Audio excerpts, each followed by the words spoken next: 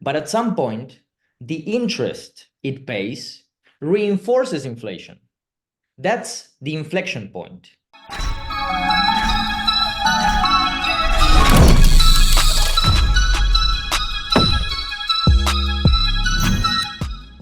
Hey guys, Rafi here from the End Game Investor, and last night I had the pleasure of interviewing Alan Futterman, an Argentinian PhD student who is currently studying for a PhD in political economy in London. Alan Futterman is a PhD student in political economy at King's College in London. He has a BA in economics from UCL in Argentina and a master's degree in finance from Torquato di Tello University in Argentina. He has been an adjunct professor in institutional economics at UCL, and his work has been published in journals such as the International Journal of Finance and Economics, Review of Austrian Economics, and Journal of Financial Economic Policy, among others. This was one of the most fascinating discussions I've had on central banking. I understand the broad strokes of central banking. I understand that when you print too much money, there is inflation. I basically understand how central banking works, but this guy is an expert, and he understands the mechanics of how the hyperinflation is locked in Argentina, and there isn't much that Javier Milei can do about it without risking the collapse of the entire system and law and order going with it. So he tries to lay out a solution for what Milei might be able to do. But the most salient thing that he said that I really understood was that at a certain point, there is an inflection point. If you have chronic fiscal deficits and you have to print money in order to cover those deficits, then eventually you print so much money that you cannot allow it to circulate in the economy. So you need to pay interest on that money that you print so it stays in the central bank. And now the interest that the Argentinian central bank pays is so high that that money does not go to businesses because the central bank pays the highest rate for it to keep it from circulating to prevent inflation. And that prevents money from going to the private sector and destroys production capacity and destroys production in your economy. And that itself leads to hyperinflation. So there is a point, there is an inflection point where the higher the interest rate is, the higher the inflation, meaning the consumer prices go higher and higher and higher. And that is the point at which Argentina is now in. Now, when we're talking about the end game, that will be the situation that the Federal Reserve will be in. And though Alan thinks it is a ways away, I don't. We have a disagreement on that, but you can decide for yourself. It's obviously a friendly disagreement. I'm good friends with Alan, and I wish him the best in his work. And if you would like to support my work and what I do on this channel, then consider buying a Dirty Man safe. Use code ENDGAME10 at checkout for 10% off. I don't believe all of your gold and silver should be stored underground, but I do believe a certain portion of it should, because that will be the easiest to access in an endgame scenario. If you use the link at the bottom in the description, you will come to this page where you will be offered 10 free 40 millimeter coin holders. Along with the 10% off code of ENDGAME10, you'll get 10% off your order. It will help you sleep better at night. And if you're not interested in a Dirty Man safe, you can always support me by signing up to be a subscriber to the Endgame Investor at the link in the description below, or becoming my patron on Patreon for as little as $3 a month, where you will get my weekly biblical commentary on what is going on in the monetary system and gold and silver. And it will always be interesting, I promise you that. So enjoy this interview with Alan Futterman. It is fascinating. It can be a little bit confusing. You might have to listen to it twice, but it is chock full of information that even I didn't quite understand until he explained it to me. Hey guys, Raf here from the Endgame Investor. I got my good friend Alan Futterman, who is a native Argentinian. Right now, he's in London for a PhD in political economy. And you just heard me give you his bio, so it's very impressive. And I've worked with him on a few projects, and I'm glad to talk to you now. Alan, the first question I want to ask you is, how is life in Argentina? When were you last there? Is it getting better? Is it getting worse? What's it like to live in a hyperinflationary economy? And I have one caveat. Living in a hyperinflationary economy where there's still other functioning currencies is very different from living in a hyperinflationary currency where the reserve currency itself has collapsed. So what you say about Argentina is not necessarily going to be how it's going to be when the dollar collapses, but what's it like there? Well, first of all, Rafi, thank you so much for the invitation. I really enjoy talking with you. So thank you. Thank you for that. Now, with respect to your question, I've been last in Argentina a month and a half ago. And well, basically, you get used to it. It's like you discount that you'll have this insane rate of inflation and you live your life with that knowledge. So basically, yes. But at the same time, I have to say that you have to take into account that there are different fiat currencies. One, you have some that are better than others, and this may surprise your audience, but the US dollar outside of the United States is pretty valued still, especially in places like Argentina, where everyone saves in US dollars.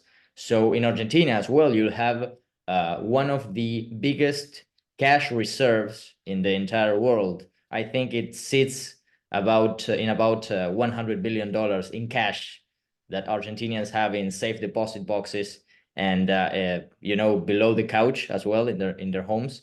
So yes, Argentinians save in US dollars basically. So that's the main way in which people defend themselves from the insane rate of inflation. Basically, that's it. So that's what keeps people from starving to death, basically.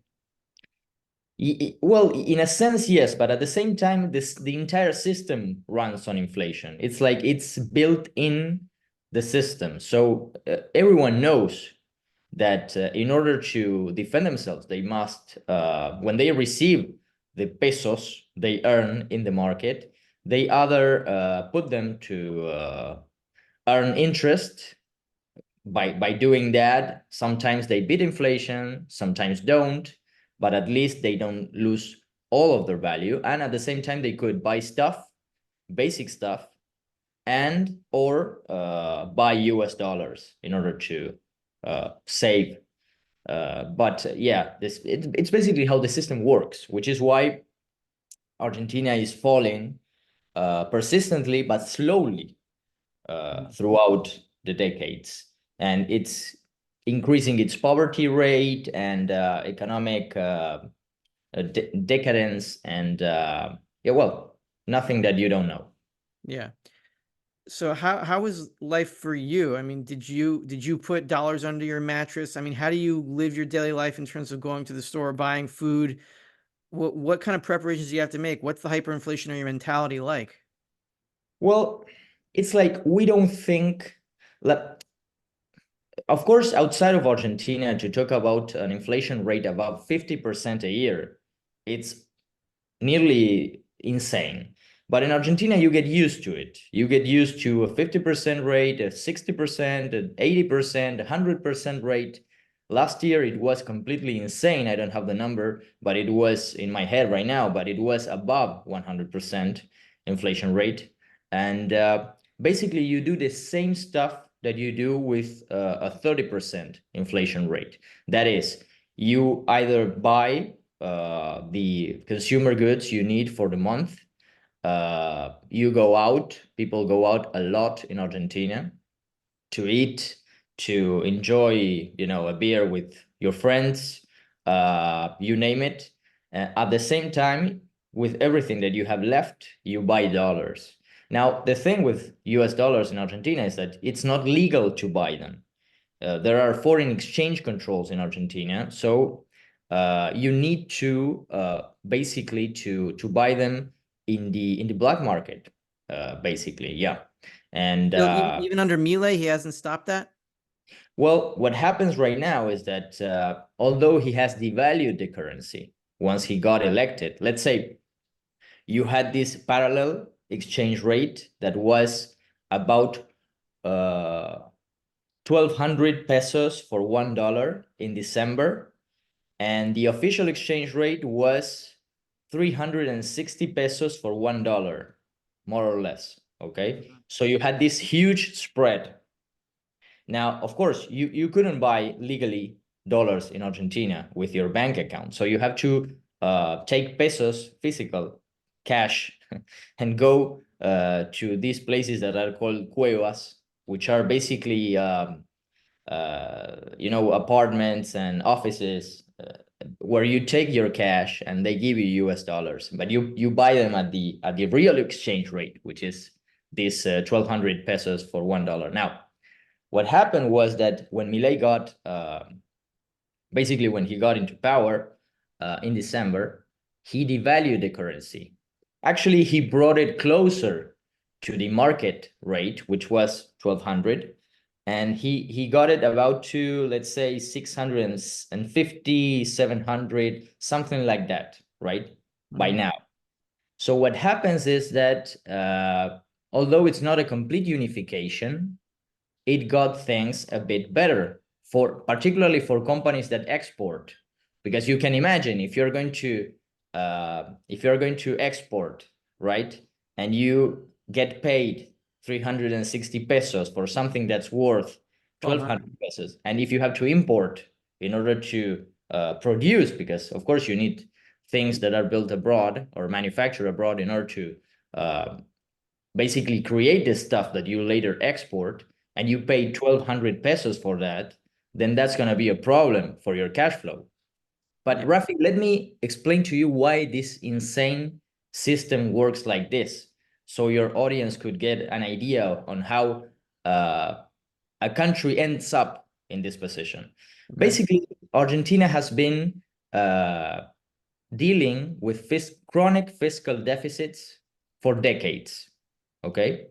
Now, as you know, a fiscal deficit could be financed in two ways, basically, by printing money or by debt. So Argentina has been, going from one side to the other, printing money and debt.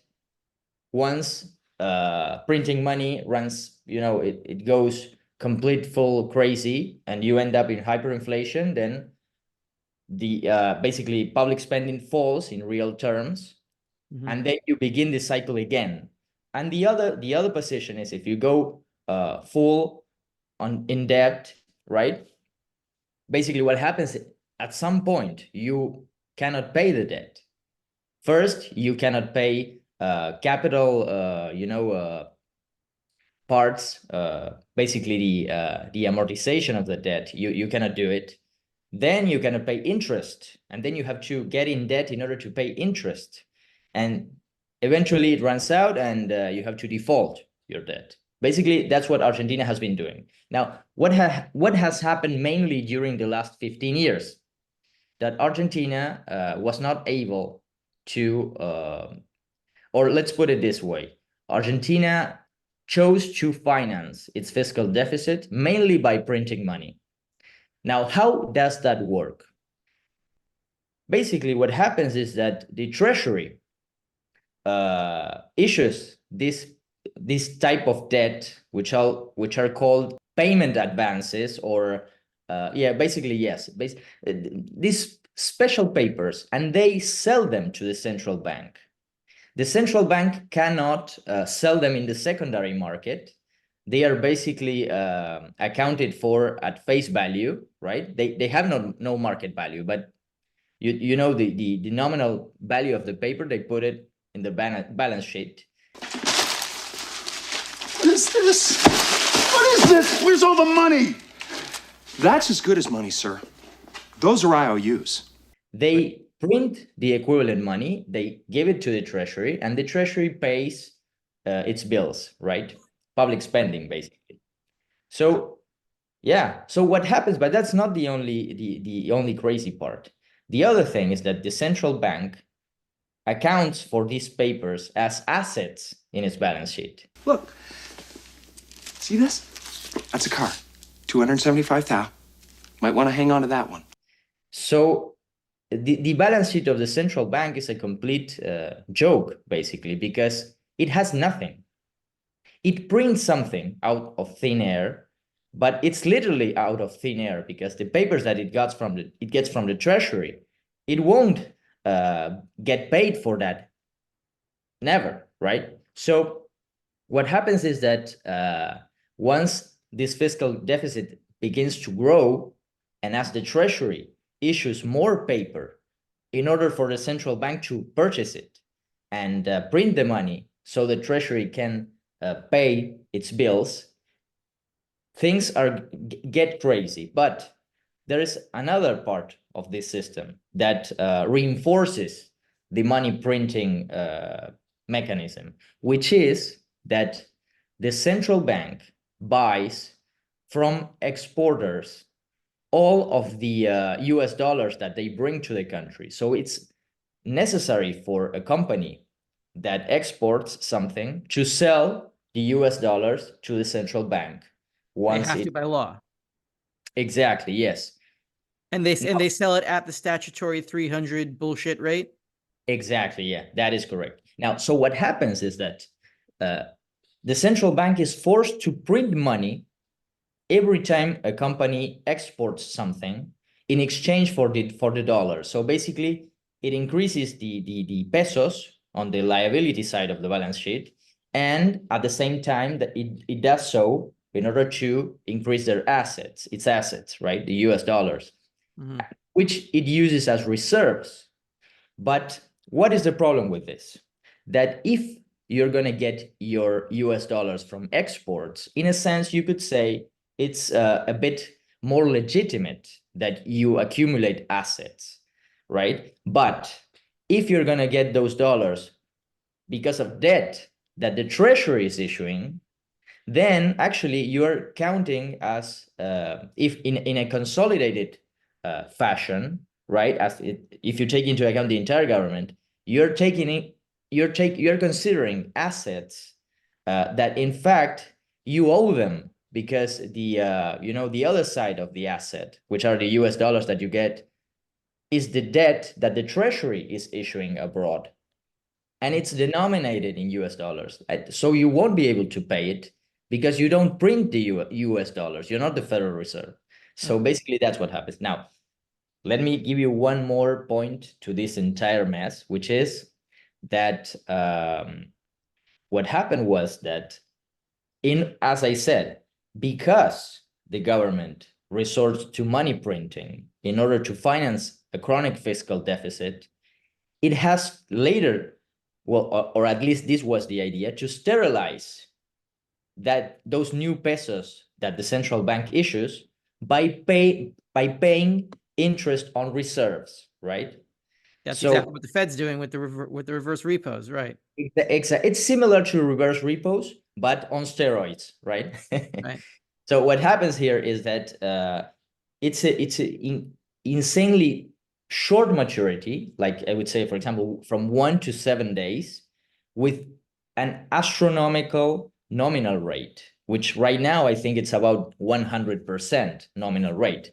But you have to remember, we are talking about a maturity of 1 to 7 days. So it's not an effective rate of 100%. It's about, I don't have the number now, but let's say 170 or something like that a year, right? So you can see that it's quite, in Argentina at least, you see in the very short term that the yearly inflation rate, right?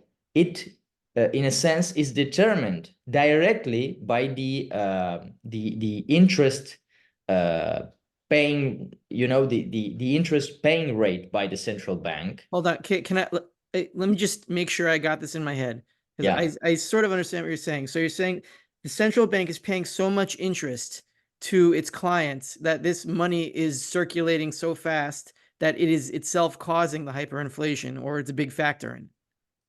Absolutely, because for example, if you adopt, I know that you are a very strict Austrian economist, and as you know, I do like Austrian economics as well. But even if you use another framework, for example, rational expectations, basically you could get the idea easily. If economic agents are seeing that the central bank is issuing money at a specific rate, which is the same rate that it pays for its central bank liabilities, and that rate is, let's say, 100%, then it's obvious that they will be expecting that the inflation rate tends to converge to that rate, basically. That's what we saw. That is what we saw in the late 70s into 1980 in the United States. And also, it's what I think that, let's get into Milei after this, but it's what I think that we're starting to see this now. Interest rates are heading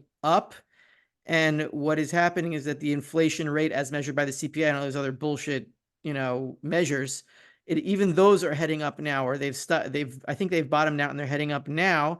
and the central bank, the Federal Reserve, has to pay a higher interest rate to sterilize all this extra money to keep it from circulating, but that interest that it pays goes into the money supply anyway, and you end up in the same Gordian knot.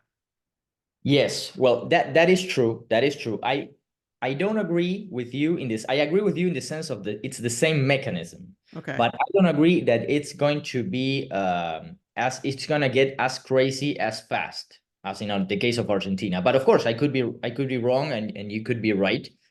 You know, I'm a bit more moderate than you in Most those. people are. It's okay. Yeah. But in any case, what happens is that in Argentina, at least, you get this situation where I will put you two numbers just for you to consider. Central bank liabilities that are earning this 100% nominal rate per year are 3 times the monetary base. Okay? So this is a lot of money that is earning interest in the central bank. I'll give you a number. It's about, I think, if I'm not mistaken, from what I saw last week, it's about 30 trillion pesos. Really? It's a lot. Okay then. 100 billion. Earning. That's how much they're paying. That's how much the Central Bank of Argentina is paying its banks? No, that's how much their liabilities are worth, which are in the central bank. That is, that's 30 trillion pesos earning interest in the central bank, which are 3 times the monetary base, which how is that even possible? How is that possible? Well, now some people ask, why is it that Milei is not, unifying the exchange rate or liberating the entire economy from one day to the other? Basically, because if he would do that, you'd get hyperinflation, or we would be talking about something beyond anything that we've seen before. And believe me, Argentina has seen terrible hyperinflationary periods. For example, in the 80s, it saw a 5,000% inflation rate. So that's why he's not doing it, because if he would, for example, say, the central bank says from one day to the other, look, I won't be paying interest on reserves, right? It goes from 100% nominal rate to 0. And at the same time, you unify the exchange rate. That is, you allow people and companies to buy US dollars freely. Then you would, in a sense, bring to the market 3 times the monetary base, which would take the US dollar to the moon, the price, right? And at the same time, you would take every price in the economy, basically, we don't know where. Right. So in a sense, you would say, well, this is what should be done, because this is the only way to basically to clean the system, right? That's a reset. That's the reset. All the, the conspiracy theories say, oh, reset, but that is the reset. Exactly. Yeah, that is correct. Now, but you have that way in order to do that, but at the same time, you have to consider the political side, which is the ugly side of the equation, which is, will you able to maintain power and to sustain the rule of law in a system that falls into a hyperinflation of such a degree where it would take, for example, poverty rate to 90%, or even more. And in that case, people would go to the street to loot basically all businesses. Companies would fall and close down. And so the country would. So it's a very complex situation. So what they are trying to do right now is they are approaching this situation from the point of view of saying, okay, so we'll try to liberate some things very fast. For example, deregulation. Milei, as he got into power, first he issued a massive executive decree deregulating everything, basically. And at the same time, he sent a huge bill to Congress, in order to deregulate the economy, specific parts. Now, there are political blocs in Argentina, of course, that they don't want to lose their privileges. So they are blocking the law, and at the same time, they are blocking the executive decree. So basically what happens is that those things that Milei could do fast they are getting blocked. And at the same time, the things that Milei chose to do a bit slower, which is this liberation of specific economic variables, Mhm. it is being done this way in order to avoid hyperinflation. Now, so one more thing. What is he gonna do? Because this has to be solved, particularly the financial side of the government needs to be cleaned, right? This needs to be cleansed. Now, so how do you do that? Well, basically, the idea, I think, they are preparing the ground in order to swap, to offer to the market a voluntary swap of very, very short maturity debt for longer maturities, so as to allow them to take the risk of hyperinflation out of the equation and to, Hold on, they're offering longer term debt to the public? well, exactly. Now, how does that work? Because those 30 trillion pesos that are earning interest in the central bank with central bank debt. Who owns those 30 trillion? Who do they belong to? Exactly. Well, mainly funds, banks, and people. For example, when let's say when anyone, a company, let's say, puts money into a CD in a bank, right? The other side of the CD is not that the bank is lending money to another company as it should be in a free market.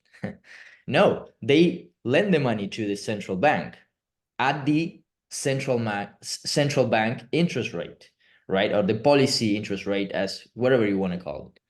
So basically what happens is that all the savings in pesos of the economy are placed in the central bank, earning interest. The only people that can buy those interest-bearing instruments that the central bank issues are the banks. So what happens is that this is a very perverse system because banks are not lending to the private sector. You have a huge crowding out process where the banks basically are intermediaries between depositors, regular people, company, you name it, and the central bank. So this needs to change for sure, because otherwise it won't work. But how do you basically you change the system? It's very complex. It's not that easy as to say, for example, okay, I'm gonna liberate everything from one day to the other. Because if you're the president of the country, you need to make sure that you'll be able to remain as president the other day. Otherwise, you would get, for example, I don't know, a communist dictator. That could happen. So it's a pretty complex situation. So that actually helps me formulate what I have in my head and also why I live in Israel. And you and I worked on a book together. I was not a co-author, but I was a research helper. Right. On the liberal case for Israel. And one of the reasons that I live here is that I see, and I could be wrong. Like I'm not, I'm just a human, but I do see that everyone is headed into this impossible situation that Argentina is very deeply in right now. And the US is headed there, whether it's slow, whether it's fast, but it's the same mechanism that we agree on. And if the dollar ends up in the situation, which I think it will, then you're talking about not just Argentina, but the entire world collapsing into lawlessness. And the reason that I'm here is that I do think this is going to happen. I call it the end game. And each country is going to have to rely on the best parts of its culture to pull it through, right? So I'm imagining in my head, this is what comforts me, and I hope I'm right, that there's going to be a reset. The shekel is going to die. The dollar is going to die. There's going to be no functional currency.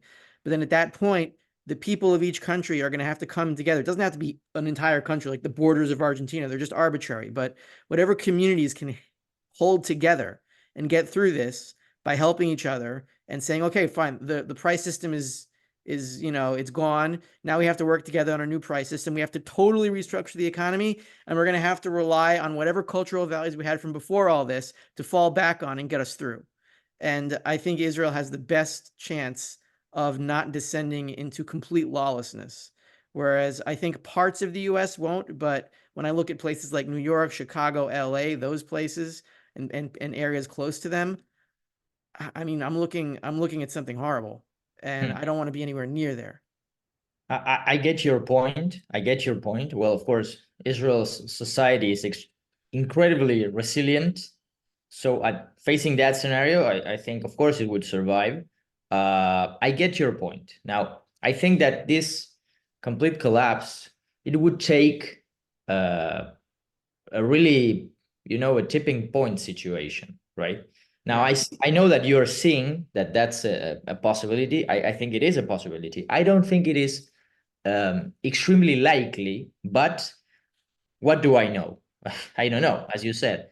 But what I'd like to discuss with you is that there is one specific point, which is, I think, the key to the entire situation, which is, this paper, this famous paper, the some unpleasant monetarist arithmetics, which was written by, I think, Kydland and Prescott a few decades ago. Excuse my English. Your So English is delicious. thank you. I do what I can. In Spanish is better. Yeah. Now, but what happens is that at some point, basically, the central bank, if it wants to reduce the rate of inflation, according to regular mainstream monetary policy, basically it increases interest rates, takes money out of circulation, and okay, so basically that would be the idea. But at some point, in order to do that, pays interest, right? But at some point, the interest it pays reinforces inflation. That's the inflection point. Yeah. And so what happens in Argentina, what happened and what still happens today is that at some point, the market does not believe that you will be able to pay both the capital and the interest and demands a higher interest rate to leave the money in those central bank liabilities. Right. Then you start a positive feedback loop. Exactly, that is correct. So basically, what's the other side of the equation in Argentina? It's the value of the foreign exchange, the dollar. So the rate of devaluation is what most interests you rather than the inflation rate. In what sense? That if you're an investor, you want to get a return in US dollars for a specific instrument. So you don't care if the inflation rate is 100%, as long as the devaluation rate is below the nominal rate that you are getting for your investment. So let me give you an example. You could get, for example, 70% rate, nominal rate, right? For holding a specific central bank instrument, you get a devaluation rate of 50%, but an inflation rate of 100%. So what happens? Most people could tell you, well, but the central bank actually is, it's reducing the debt in real terms because it's paying a lower nominal rate than the inflation rate. But a devaluation rate, you mean devaluation relative to the foreign exchange that exactly, yes, earning the peso against the US dollar. Okay. So so you could say, well, but if the devaluation rate it's let's say 50%, right? And the inflation rate is 100%, then in a sense, although you are paying 70% nominal rate for your central bank instruments, in which case you are paying an interest rate which is below the inflation rate, your debt is increasing in real terms, and for you as well as an investor, it pays to stay in those instruments because you don't want pesos in the end. What you want is US dollars. And again, if let's say the nominal rate that you get is 70% and the devaluation rate is 50%, you are making 20% in dollars, which is a lot of money. So that's the game, basically. The game that it's always played in Argentina is basically a carry trade game.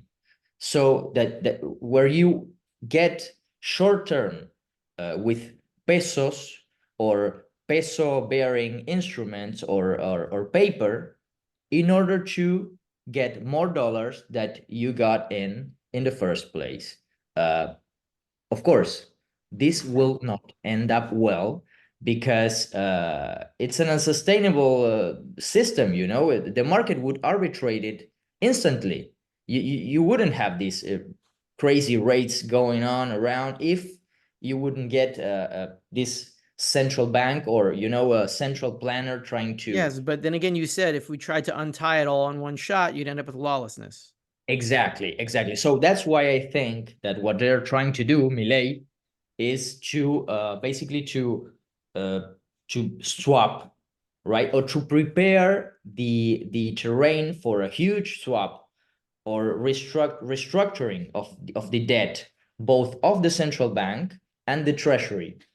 But of course, the central bank debt is more important because it's very short term, very short maturity, and at the same time, it's the one that is creating the inflation rate, because the inflation rate is created by the rate that the central bank is paying. I hope your audience will not get confused with all of this, but it's basically that's what's going on. The core element is based on an FTL nanoprocessor with 25 bilateral calolaterals, with 20 of those being slaved into the primary Heisenfram terminal. Now, you do know what a bilateral calolateral is. There's a lot, I hear a lot, especially among the conspiratorial crowd, which I've become part of since 2020, because that's just the people who were listening. And especially with the scary stuff that went on with all the medical, etc., that I don't really want to talk about, that changed my life, and I'm sure it changed yours too. A lot of them are very suspicious. They don't come from a Rothbardian economics background or anything like that. They don't even come from libertarian backgrounds mostly. They saw what happened in 2020 and they're like, you see, the world is flat. We didn't land on the moon, blah, blah, blah, whatever. And like those kinds of things, right? And I don't blame them, because like, what can you trust after that? So what they are trying to convince me that Milei is like a World Economic Forum plant, and that he has really evil intentions, or that he's just part of the game and he's trying to fool everyone. He's really like Klaus Schwab in a costume, or whatever it is they say. I don't know. I'm just, I'm taking it to an extreme, but they don't trust the guy. How did he just come out of nowhere, a Rothbardian anarchist, he calls himself, who values Judaism? Like, what the hell is going on? Well, the story of Milei basically is a very spontaneous, organic story. Now, why? Basically, because Argentina is a country that has tested everything. Every type of statism, inflationism, whatever you want to call it, we tried it. So suddenly appears this guy that has a different idea and become a very this important international figure. I mean, it's amazing that they know the name, right? It's very important. This is a very important factor. Mm-hmm. For other people, they say, okay, so it's a very interesting person, or what a character, But in this case, something is really, it's really different about him now. And what is it? I think that unlike most libertarians and most pro-market people, he speaks of the market economy and economic freedom and freedom as such with such an enthusiasm that he basically paints, right, the economic freedom as a sort of utopia. It's never presented as such. And it's never presented with such a conviction by a prominent figure. It's always, well, you have some statism and some intervention and suddenly you have this guy that tells you, no, we need free market anarchism. It's the best system. And he fights everyone that is against what he's saying. And he's doing so with such a belief that he's like, I think that's the main thing that differentiates him from others. In Argentina, this is very important because it's a very left-wing country, and people have really bought into the idea the government is the solution for every problem. And so you have this guy. Even though their lives keep getting worse and worse and worse. Exactly. So it's getting worse. So we need more of the same, basically. That's the reasoning, because the fundamental axiom, the primary argument is never, objected, which is, no, the government is not the solution. The government is the problem, but nobody says so out loud. And so this guy appears and he says, no, you're all insane. We don't need government. It's not that we need less government. We don't need government at all. Government is the source of all our problems. It has always been. And so he appears in a show, primetime television, one day, and then 2 days in a row, and then he's everywhere. And people demand that he gets into politics. And he's reluctant to do so first. But then he's convinced, and he says, well, I need to do so because the cultural battle takes one only so far.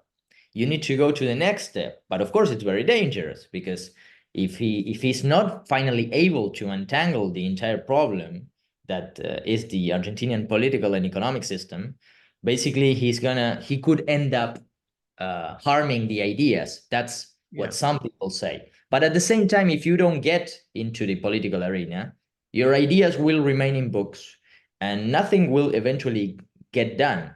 And one more thing, if the idea is to wait for the entire system to collapse, at that point, you could also get the other possibility, which is a more strict and horrible totalitarian dictatorship on the communist side or on the fascist side. You never know. What I'm trying to say is that it's not necessary that you will get a free market or a freedom-based system. Right. We're dealing with a very dangerous situation here. Yeah. Exactly. Now, so to answer the question, basically, he's a very particular, very interesting person, that he got elected because people trust him.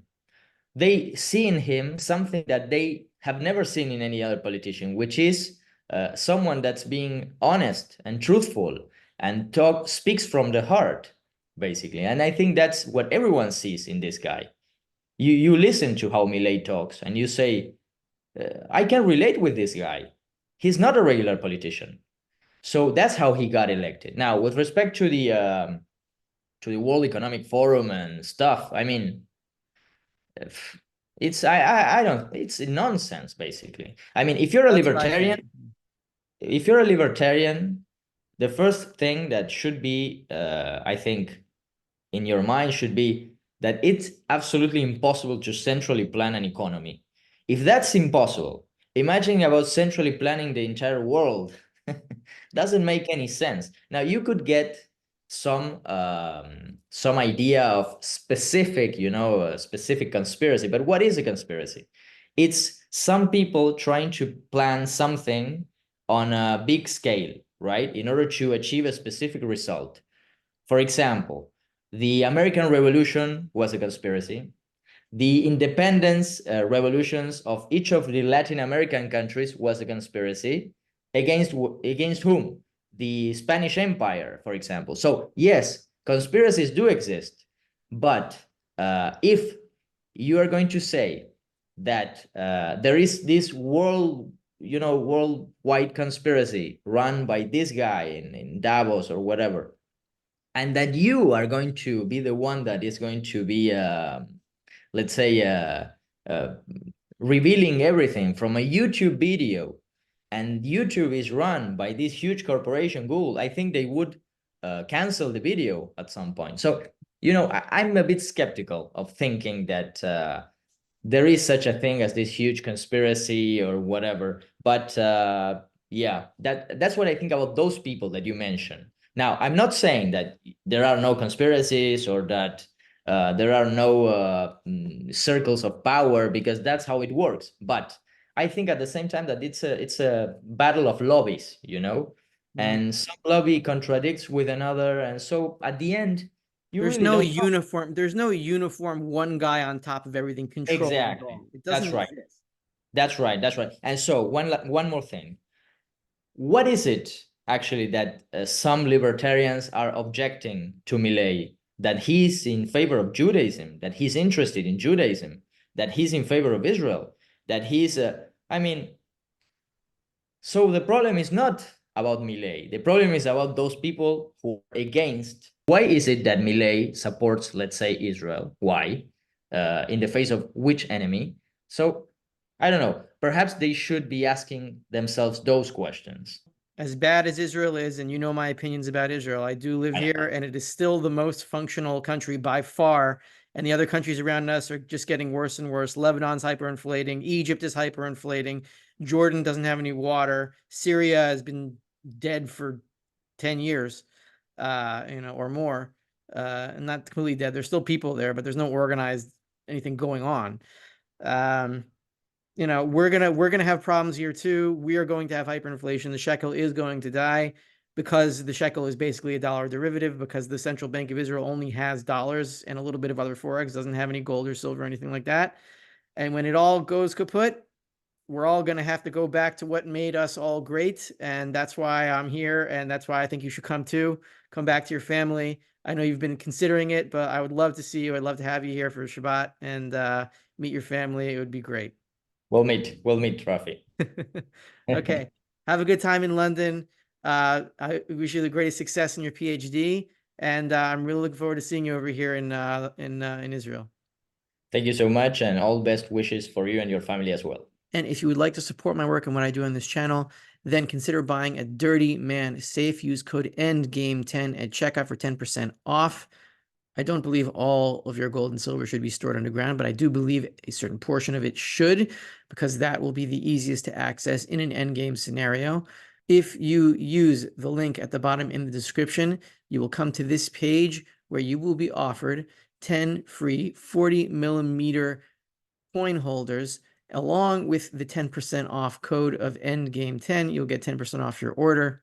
It will help you sleep better at night.